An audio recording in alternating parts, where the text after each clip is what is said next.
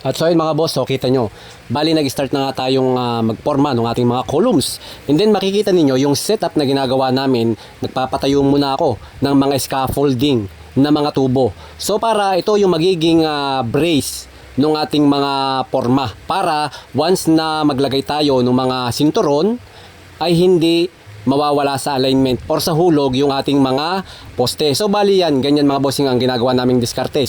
Kinakailangan mga bossing ay matibay yung ating mga scaffolding at kita ninyo mga boss, ang ginagamit pa rin natin na frameworks ay yung ating mga formworks ay mga bakal at saka yung ating PP board. So para makakuha tayo ng maayos na buhos, makinis at hindi na kailangang palitadahan pa. So ganyan mga bossing ang diskarte namin pagdating sa pagpoporma ng mga poste. Ayan, kung gusto nyo gayahin mga boss ay pwede naman, and then kung ayaw nyo naman okay lang din mga bossing, pero itong diskarte na to mga bossing, kapag ginawa nyo yung mga ganyang frameworks, yung mga formworks nyo na ganyan, mga metal, and then PP board yung pinaka board nyo, mga bossing, sinasabi ko sa inyo, makakakuha tayo ng napakagandang buhos.